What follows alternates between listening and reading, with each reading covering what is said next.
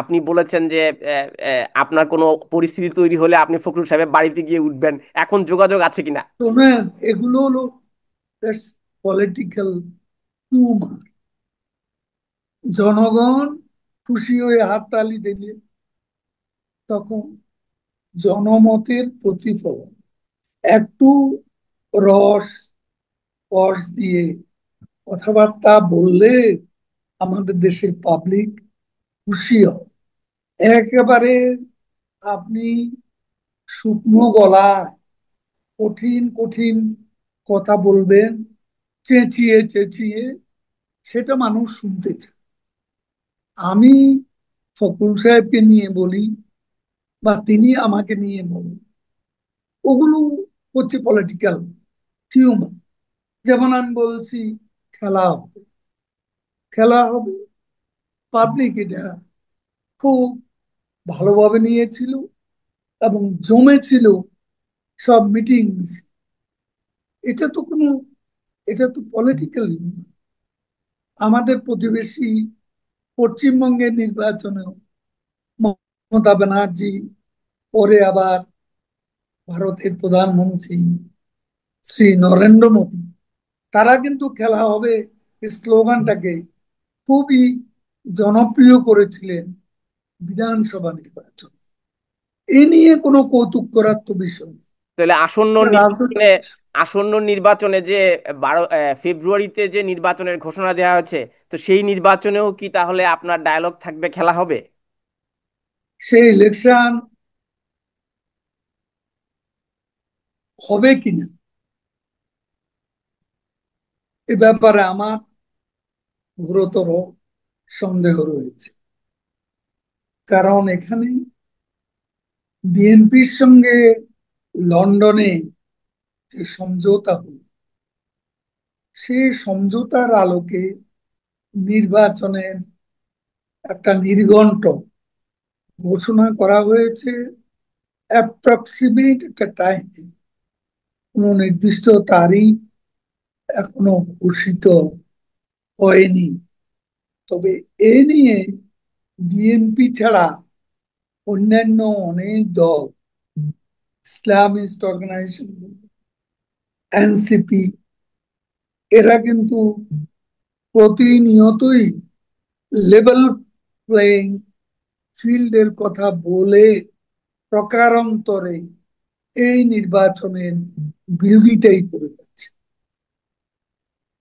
আচ্ছা, তো ফখরুল সাহেবের সাথে না হয় আপনার একটা রাজনৈতিক মিষ্টি মধুর সম্পর্ক, তো সাংবাদিকদের সাথে কি? আপনি যে সাংবাদিকদেরকে বলে দিলেন মাসুদ তুমি ভালো হয়ে যাও, এই যে মাসুদের ভয়ে এখন কোন সাংবাদিকই এই 16 বছরে সবাইকে প্রশ্ন করলে মাসুদ তুমি ভালো হয়ে যাও, আপনি এটাও বোধহয় সেটা, সেই ইতিহাসটা আপনি জানেন।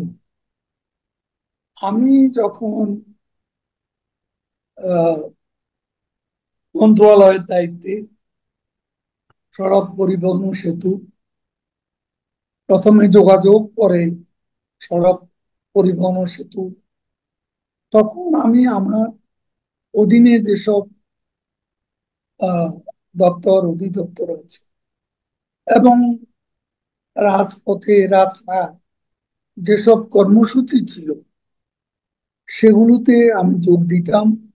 এবং আমার অধীনস্থ, যেমন বিআরটি, যেমন বিআরটিসি, যেমন আহ, আমাদের আহ,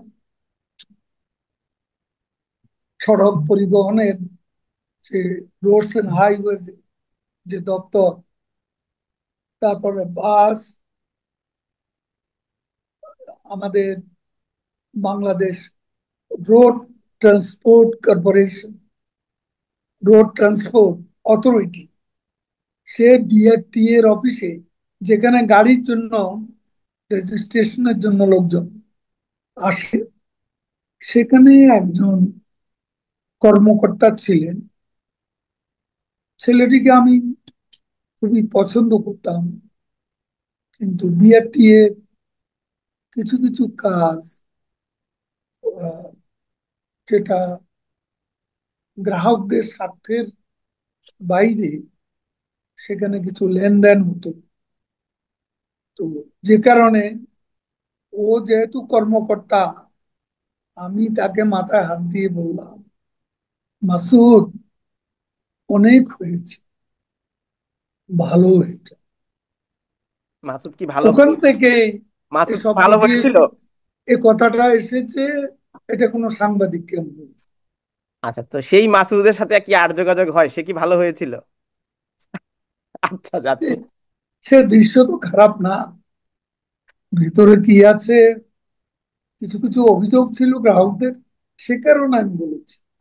যাই হোক, কিন্তু সড়ক এবং আপনি যেহেতু সড়ক পরিবহন এবং সেতু মন্ত্রণালয়ের দায়িত্ব থাকার সময় প্রসঙ্গে এনেছেন, সেই সময়ে আপনার ঢাকা ময়মনসিংহ মহাসড়কে বা বিমানবন্দরে বা গাজীপুরের যে 20 কিলোমিটারের সড়ক, সেই বিশেষায়িত লেনের কাজ দীর্ঘায়িত হয়েছে এবং 137টি বাস 1.5 বছরে কেনা হয়নি। এর পেছনে সাবেক সচিব এবিএম আমিনুল্লাহ নুরি এবং আপনার যোগসূত্র রয়েছে। আপনার পছন্দের আহ, প্রতিষ্ঠান থেকে এই বাসগুলো কেনা হয়নি। আপনি কি এই বিষয়ে কোনো কিছু জবাব দিতে চান কিনা? জানবো না কেন? আমি আপনাকে বলবো, আমার মন্ত্রণালয়ে থাকাকালীন যারা ওখানে কন্ট্রাক্ট পেয়েছে, সেও বড় কাজ হয়েছে পদ্মা সেতু প্রকল্পে, যেখানে কাজ দেখার জন্য আমি 179 বার পদ্মা সেতু এলাকা পরিদর্শন করেছি। বাংলাদেশের এমন কোন রাস্তা নেই, সড়কের, রোডস এন্ড হাইওয়েজে, যে রাস্তায় আমি যাই। দেখুন, এটা আমরা সেই যে বিআরটি, বাস র্যাপিড ট্রানজিট, এই প্রকল্পটি কাজ শেষ পর্যায়ে আমরা তখন সরকার থেকে বিদায় নিই। সে সময় এটা আমরা বিভিন্ন বাস কোম্পানির সাথে যোগাযোগ করেছি। ভারতের যে অশোক নিলেন, তারা আমাদের কিন্তু বিআরটিসির অধিকাংশ গাড়ি তারাই দিয়েছে। তাদের কাছে আমাদের প্রত্যাশা ছিল, কিন্তু তারা এ ব্যাপারে খুব তাড়াতাড়ি বাস দিতে পারবে, আর্টিকুলেট বাস দিতে পারবে, এমন নিশ্চয়তা না পাওয়া আমাদের সচিব কোরিয়ান কোম্পানির সঙ্গে তখন একটা চুক্তিতে আবদ্ধ, এবং সেই বাস 2-3 মাসের মধ্যে আসার কথা আছে। দেখুন, টাকা পয়সার লেনদেন এটা করিনি, ওকে হাত দিয়ে বলতে পারবো, কেউ প্রমাণ করতে পারলে যে কোনো শাস্তি ভোগ করতে আমি রাজি আছি। পার্সেন্টেজ, কমিশন, এসব আমার জীবনেও আমি ভাবিনি। 250 খুনের মামলা আমি কোনোদিন একটা পিঁপড়েকেও ইচ্ছে মতো নিজের ইচ্ছে খুন করেছি, মেরেছি, এমন নজিরও। কেন যে এসব অভান্তর কথা বলছি? এখন শেখ হাসিনাকে সব মামলায় জড়াতে হবে, শত শত মামলা দিয়েই প্রমাণ করতে হবে যে তিনি ফ্যাসিস্ট, খুনি। কিন্তু বাস্তবটা কি? তিনি খুনি হলে, ফ্যাসিস্ট হলে বাংলাদেশের জনগণ এখন তাকে কেন ফিরে পেতে চায়? কেন আজকে মানুষ শেখ হাসিনার দিকে আজকে ফিরছে, এবং তার দিন যতই যাচ্ছে শেখ হাসিনার আমলে ভালো ছিল, এ কথাগুলো মনে হচ্ছে। অনেক ধন্যবাদ। ভাবতে কিন্তু জনাব উবাইদুল কাদের, আপনাদের বর্তমান পরিস্থিতিতে 5ই আগস্টের পর গত 1 বছরে আহ, জুলাই অভ্যুত্থানের পর আপনার দলের নেতাকর্মীদেরকে যেভাবে নির্যাতনের শিকার হতে হয়েছে, মামলা হামলার শিকার হতে হয়েছে, বাড়িঘর পুড়িয়ে দেওয়া হয়েছে, এই মুহূর্তে আপনাদের শীর্ষ নেতাদের একটা অংশ দেশের বাইরে, আপনারা নিরাপদে দেশ থেকে চলে যেতে পেরেছেন। কিন্তু তৃণমূলের নেতাকর্মীরা যারা এই নির্যাতন সহ্য করছে, তারা হয়তো কোনোদিন আপনার সাথে দেখাও হয়নি, কিন্তু আপনার সাথে হয়তো একটা ছবিও তুলতে পারেনি। তারা এখন কারাভোগ করছেন, আহ, গৃহহীন, বাড়ি ছাড়া হয়েছেন, পরিবারের সাথে দেখা করতে পারছেন না। আপনি কি তাদের খোঁজ খবর নিচ্ছেন? তাদের হ্যাঁ, জীবন প্রতিনিয়ত প্রতিনিয়ত আপনার সাথে কথা বলার হাফ এন আওয়ার আগে আমি একটা হোয়াটসঅ্যাপ গ্রুপের সাথে দীর্ঘ কথাবার্তা বলেছি। প্রতিদিনই 2 থেকে 3টি প্ল্যাটফর্মে আমি কথা বলি। আমাদের নেতৃত্ব তার সব কয়টি জেলা, সাংগঠনিক জেলা এবং বিদেশেও অনেক প্ল্যাটফর্মে তিনি যুক্ত হয়েছেন এবং আমাদের অন্যান্য নেতারাও যুক্ত হচ্ছে। শুধু আমি একা নই, অন্যান্য নেতারাও প্ল্যাটফর্মে যুক্ত হচ্ছেন। এবং আহ, কোনো কোনো প্ল্যাটফর্মে এমনও দেখা যাচ্ছে যে আজকের আলোচনা স্থগিত করে আগামীকাল আবারও করতে হচ্ছে। কারণ আমরা সেখানে নিজেরা বক্তৃতা করব এই মানসিকতা নয়। আমাদের মানসিকতা ছিল আমরা তৃণমূলের কর্মীদের মনের কথা শুনি, তাদের কথা শুনে আমরা বাস্তবে কিছু কিছু সিদ্ধান্তের ব্যাপার আছে এবং সেটা আমরা আমাদের নেত্রীকে আপনার অবহিত। দলের দলের কারণে, রাজনৈতিক দলের আদর্শ ধারণ করার কারণে যারা জেলে গেছেন, তাদের রাজনৈতিক এই মামলাগুলো পরিচালনা করবার জন্য দল থেকে কি তাদের আর্থিক সহায়তা দেওয়া হচ্ছে? খুব লার্জ স্কেলে দেওয়া হচ্ছে এমনটা আমি বলবো না। তবে এই নেতা কর্মীদের মামলা, তাদের আর্থিক অসচ্ছলতা, এইসব ব্যাপারে দলের সভানেত্রী নিজেই উদ্যোগ নিয়ে বিভিন্নভাবে সহযোগিতা দিচ্ছেন। এবং যেসব কর্মী, কারো চোখ নেই, কারো হাত নেই, কারো পা নেই, কেউ একেবারেই পঙ্গু, এইসব পরিবার এবং এইসব ভুক্তভোগীদের ভিকটিমসদেরও দল থেকে সাহায্য করা হচ্ছে। আচ্ছা, তো জুলাই আন্দোলনের যে যারা হত্যাকাণ্ডের শিকার হলেন এবং যারা আহত হলেন, নিহত হলেন, সেই পরিবারদের সাথে গত 1 বছরে আপনারা যোগাযোগ করেছেন কিনা? সেটাও আমাদের নেত্রীর একটা সেল আছে, তার মাধ্যমে তিনি সেই যোগাযোগও অব্যাহত রেখেছেন। এটাই আমি জানি। তো কিভাবে আপনার দলের কার্যক্রম চলছে? আপনি বলছিলেন যে আমাদের এই শোতে আসার আগে, 8 ঘন্টা আগে আপনি হোয়াটসঅ্যাপে কথা বলছিলেন। তো আমরা জেনেছি যে কলকাতায় বা ভারতে আওয়ামী লীগ একটি কার্যালয় খুলেছে, বিবিসির প্রতিবেদন থেকে আমরা এটি জেনেছি। এখন কি আপনাদের কার্যক্রম কি ভারত থেকে চলছে, টেলিগ্রামে চলছে, হোয়াটসঅ্যাপে চলছে, ফেসবুক চ্যানেলে চলছে, নাকি এ টিমের মাধ্যমে যে পেজটি আছে সেখানে স্টেটমেন্ট? যেভাবে চলুক, কোনো কার্যালয় স্থাপন করে বা ভাড়া নিয়ে আমরা কাজ করছি, এ অভিযোগ একেবারে অসত্য। বিভিন্ন প্ল্যাটফর্মে আমরা কথা বলছি, যে যেখানে আছে কথা বলছি, কিন্তু আমরা কার্যালয় স্থাপন করি এটা তো 71 নয়। এখানে দলীয় কর্মকাণ্ড পরিচালিত করবো আর একটা দেশ থেকে। এর তো কোনো সুযোগও নেই, বাস্তবতাও নেই। কেন আমরা এটা আমরা যে জায়গাটিতে আসলে আপনার আহ, মতামত জানতে চেয়েছিলাম যে তৃণমূলের নেতাকর্মীদের এখন যোগাযোগের বা আপনাদের কার্যক্রম পরিচালনা করার জন্য আপনারা কোনো কার্যালয় খোলেননি ভারতে। না, অ্যাবসলিউটলি আচ্ছা। না।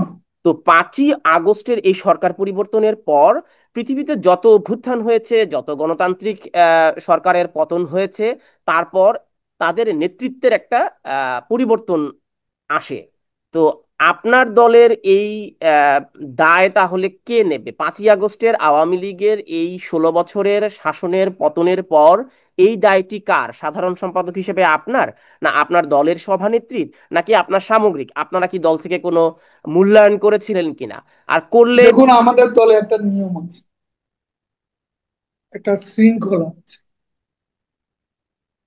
আমাদের দল 3 বছর পর পর আমাদের কাউন্সিল অনুষ্ঠিত, দলীয় কাউন্সিল।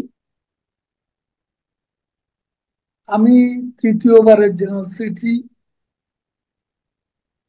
আমার টার্ম শেষ হবে আগামী ডিসেম্বর, এবং ডিসেম্বরে যখন আমার টার্ম শেষ হবে,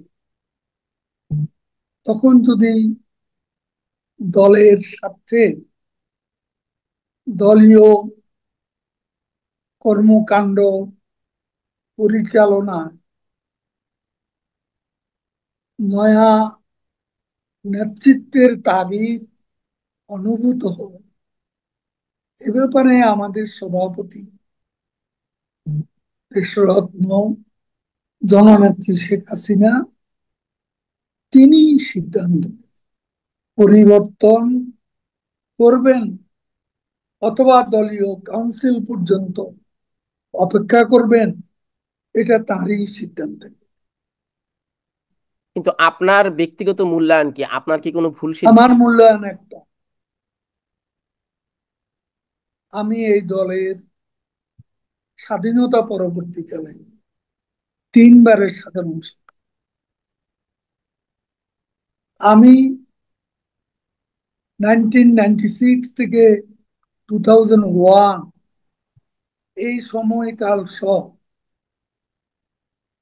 18 থেকে 19 বছর মন্ত্রী, সরকারের মন্ত্রী। আমি মনে করি আমার নেত্রী বঙ্গবন্ধু কন্যা, তিনি আমাকে অনেক দিয়েছেন। আমার ঋণের কোনো শেষ নেই।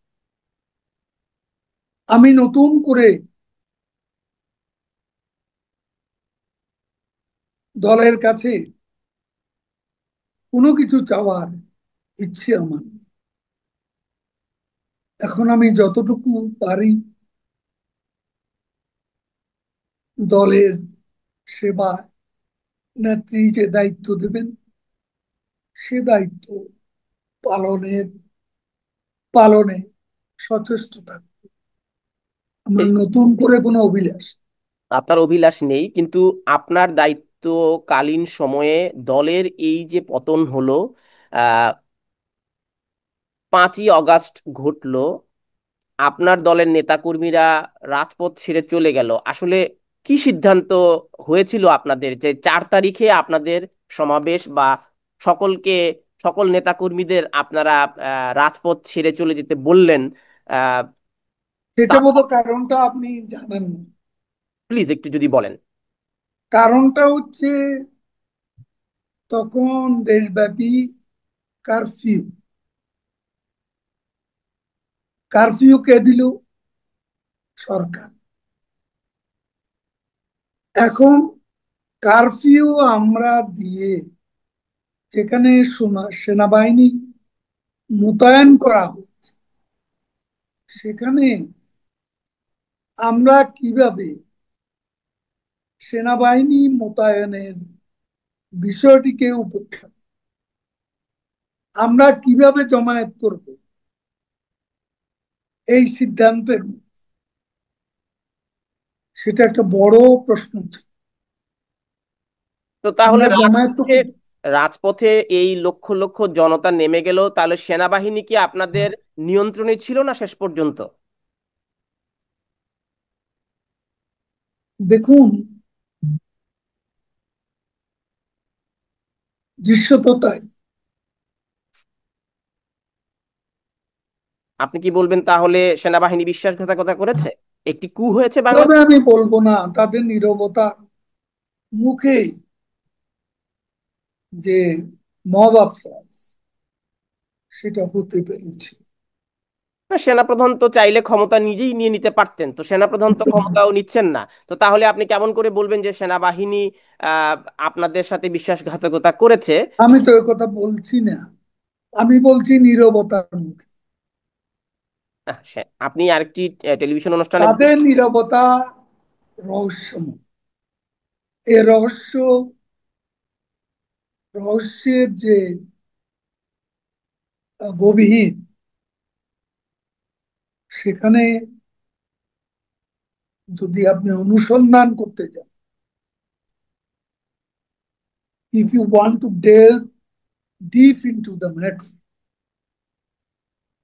তখন আপনি বুঝতে পারবেন 5ই আগস্ট তাদের নীরবতার মুখে এমন একটা ঘটনা ঘটল।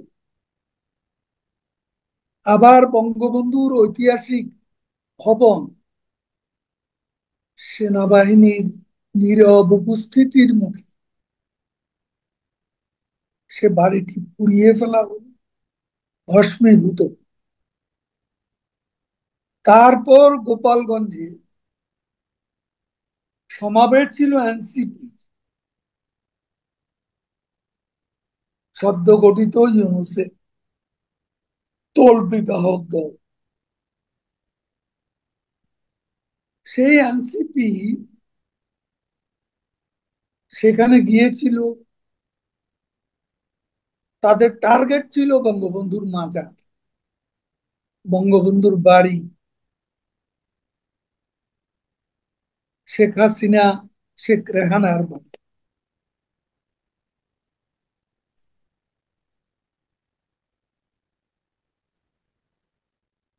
কিন্তু সেনাবাহিনী। আমরা দেখলাম জি।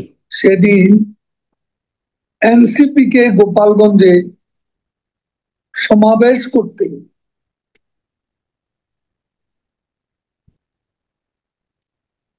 সেটি আমরা বুঝেছি, আমি পরের ঘটনাটি, সেনাবাহিনী সেটি সেটি সেটি নিয়ে বিতর্ক রয়েছে এবং সহায়ক শক্তি ছিল, তারা গুলিবর্ষণ করেছে, তারা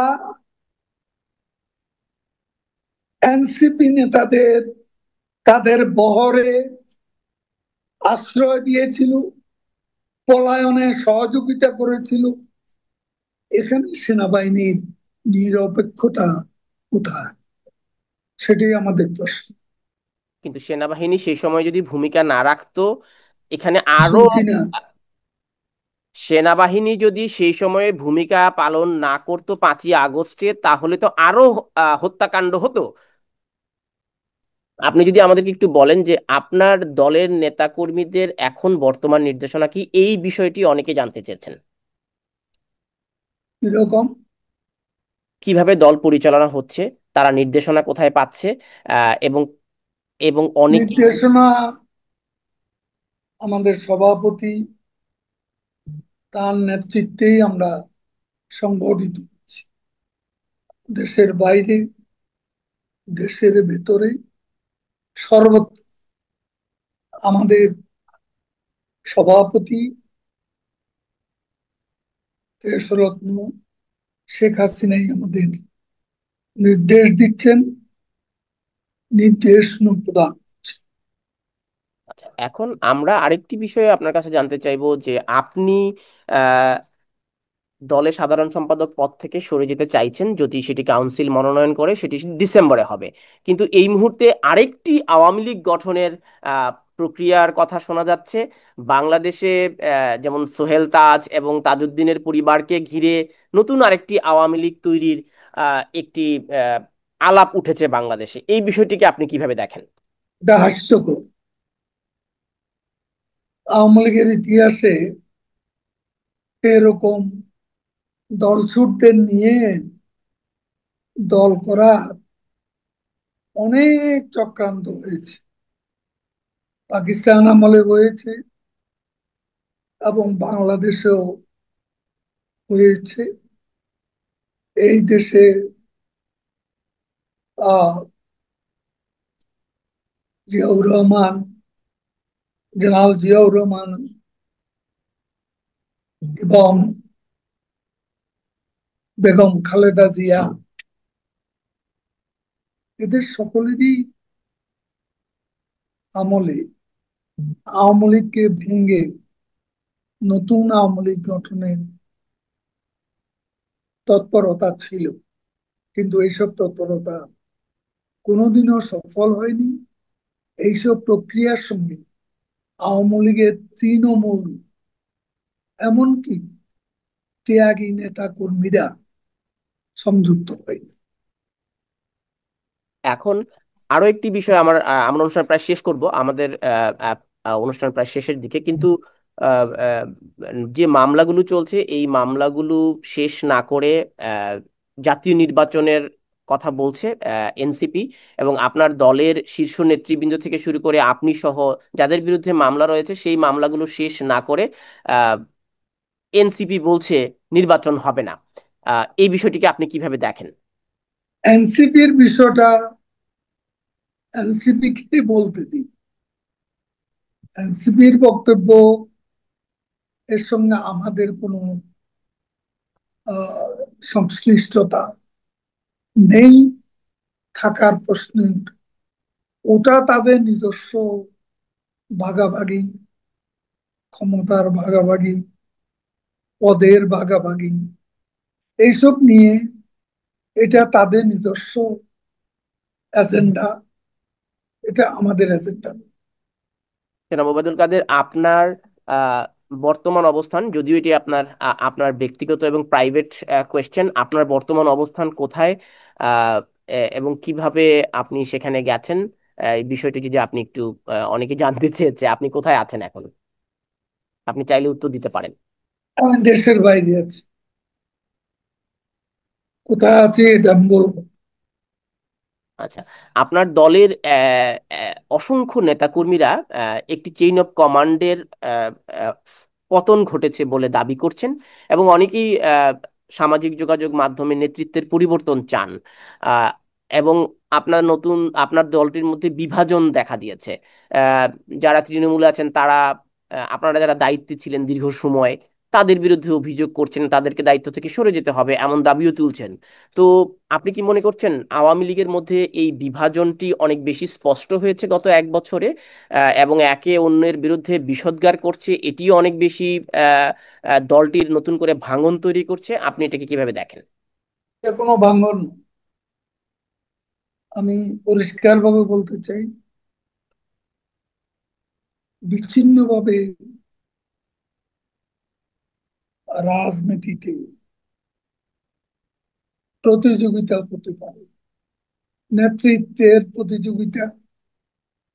তবে প্রতিযোগিতাটা অসুস্থ হলে সমস্যা।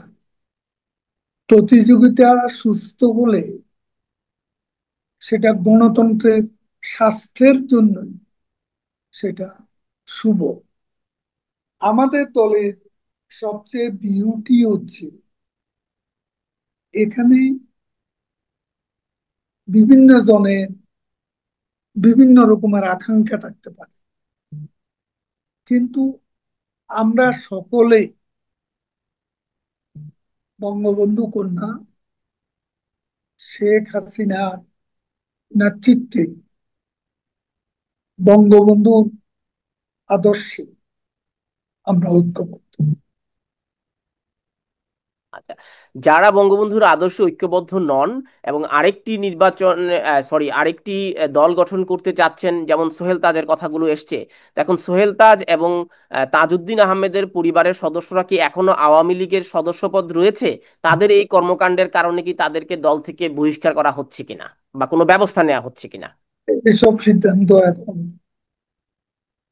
নেয়ার মতো বাস্তব অবস্থা নেই। তবে আমরা সবকিছু ক্লোজলি মনিটর করছি। আমরা দেখছি কারা কি করছে। প্রত্যেকেরই কাজের মূল্যায়ন হবে, কে ভালো করছে কে খারাপ করছে, কে দলের স্বার্থ বিরোধী হয়ে শৃঙ্খলা বিরোধী কর্মকাণ্ডে লিপ্ত, তাদের ব্যাপারেও দলের একটা মূল্যায়ন অবশ্যই সময় মতো পাওয়া যাবে। আমার শেষ প্রশ্ন, আপনি যেমনটা বলেছিলেন যে 5ই আগস্টের, এবং আপনার দল থেকে দলীয় সভানেত্রীও বহুবার বলেছেন, এই অভ্যুত্থানের পেছনে আন্তর্জাতিক শক্তির হাত রয়েছে এবং যুক্তরাষ্ট্রের হাত রয়েছে, এখানে অর্থ লগ্নি হয়েছে, মেটিকুলাসলি এটা ডিজাইন হয়েছে। তো এখন এখনো আপনারা কি মনে করেন কিনা নির্বাচনে আন্তর্জাতিক শক্তির, আপনার দলটি অংশগ্রহণ করতে হলে তো আন্তর্জাতিক কমিউনিটির সমর্থন প্রয়োজন, তো আন্তর্জাতিক কমিউনিটির এই সমর্থন কি তাহলে আপনারা চান? আবার একইভাবে আন্তর্জাতিক কমিউনিটির সমর্থনে একটি গণতান্ত্রিক প্রক্রিয়া হলে সেখানেও আন্তর্জাতিক কমিউনিটির বিরুদ্ধে অভিযোগ আসে, তাহলে প্রক্রিয়াটি কি হবে? আমরা অ্যাজ এ হোল আন্তর্জাতিক কমিউনিটির আমরা বিরুদ্ধে। এখন আমরা বাংলাদেশে যেটা ঘটেছে অগাস্টের 5 তারিখে, তার পেছনে ওয়াশিংটনে বাইডেন প্রশাসনের একটা ডিপ স্টেট এজেন্ডা ছিল, যার লক্ষ্য ছিল রেজিম চেঞ্জ এবং পাকিস্তান তার পরাজয়ের প্রতিশোধ নিতে 71, 75-এ চক্রান্ত করেছে। অবশেষে 2024 সালে এসে পাকিস্তানিদের ষড়যন্ত্র সব কিছু, টেরোরিস্ট আছে, ছাত্র সমাজকে মিসলিড করা হচ্ছে, ভুল তথ্য দিয়ে তাদেরকে একটা আপনি যদি একটু পেছনে গিয়ে বসেন, আপনার মাথাটা কেটে যাচ্ছে জনাব ওবায়দুল কাদের, আপনি যদি, ঠিক আছে, এখন ঠিক আছে। ডিলিউশনাল যে অবস্থা সৃষ্টি হয়েছে, সেটার জন্য আমরা তো, পাকিস্তান আছে এবং তখন ওয়াশিংটনে বাইডেন প্রশাসন, তারাও ছিল। তো এখন আপনি কি মনে করেন তাহলে জুলাই অভ্যুত্থানের পেছনে সেনাবাহিনী এবং প্রফেসর ডক্টর ইউনূস, এনসিপির শীর্ষ নেতারা বা বৈষম্য বিরোধী ছাত্র নেতাদের পেছনে যুক্তরাষ্ট্রের হাত ছিল? অবশ্যই ঢাকার ওয়াশিংটনের যে দূতাবাস, সেই দূতাবাস থেকে এই ছাত্র নেতাদের গাইড করা হয়েছিল। তারপরে শেখ হাসিনা প্রশাসনের বিরুদ্ধে এদেরকে বিভিন্নভাবে সহযোগিতা করা হয়েছিল, এমনকি ফান্ডিং করার অভিযোগও আসছে। ইউএসএইড এর মাধ্যমে উপদেষ্টাদের কারো কারো হাতে আন্দোলনের নামে ফান্ডিং হয়েছিল।